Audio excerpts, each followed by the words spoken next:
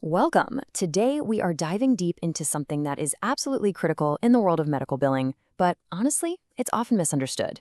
We're talking about Medicare modifiers. These tiny little codes can literally be the difference between a claim getting paid or getting denied.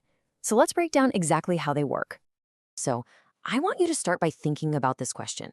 Because when a provider submits a claim, it's not just a bill, it's a narrative. It's a short story that's supposed to explain exactly what happened with a patient. But you know what?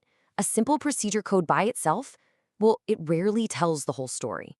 For instance, take a look at this. CPT code 66984. Simple enough, right? This tells Medicare what happened, a cataract surgery. It's clear, it's straight, but it's missing some pretty huge details. Was it the right eye? The left eye? Maybe both? This is exactly where the story starts to get interesting. Now, look at what happens here. Just by adding two little characters, the number 50, the entire context changes. We've just gone from a cataract surgery to cataract surgery on both eyes. That one tiny addition, that modifier, has completely transformed the narrative of this claim. So what exactly is a modifier? Well, here's the official definition.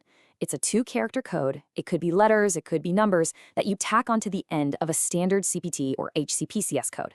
Basically, its whole job is to provide that crucial extra information about how, when, where, and why a particular service was performed. You know, I absolutely love this analogy.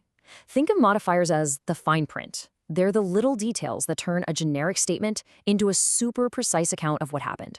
If you leave them out, the story is incomplete. And an incomplete story in billing, well, that leads to a whole lot of problems. Okay, so here's how we're going to break this all down today. First, we'll get into the why, the real story behind the code.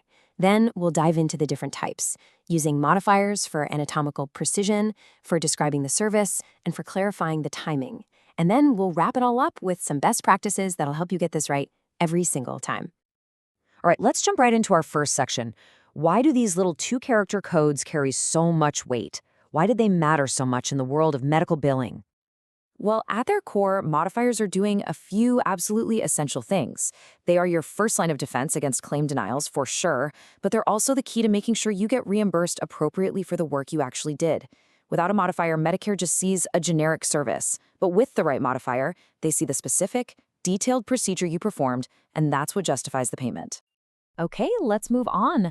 One of the most common, and you could argue most important jobs for a modifier is to specify exactly where on the body a service happened. This is all about anatomical precision. And what's great is how intuitive a lot of these are. We already saw modifier 50 for bilateral procedures. Think surgery on both knees. Then you have RT for right and LT for left. Simple, right? But absolutely essential. And it gets even more specific, with modifiers for every single finger, thumb, and toe. You can imagine how crucial that is for, say, a hand surgeon. And here is why getting that location right matters so much. When you correctly use modifier 50 for that bilateral procedure, Medicare typically pays that service at 150% of the single procedure rate.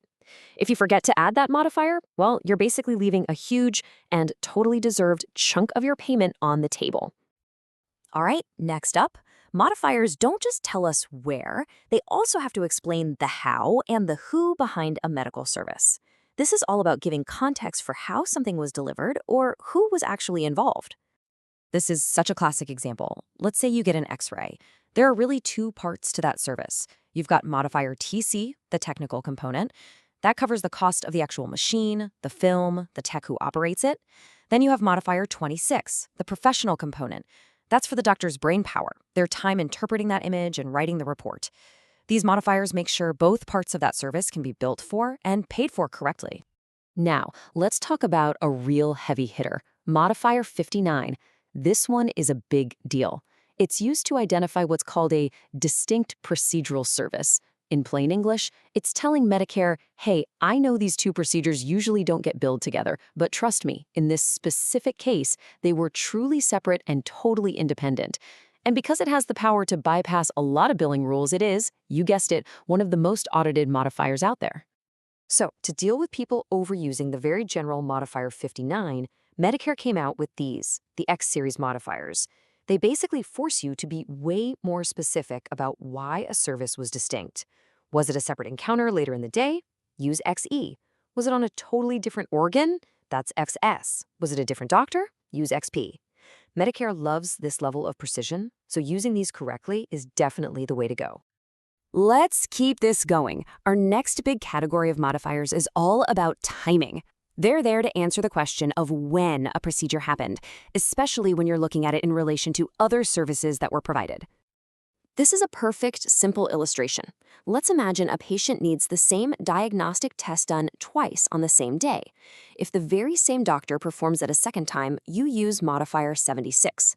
But if a different doctor comes in to do the repeat procedure, you use Modifier 77.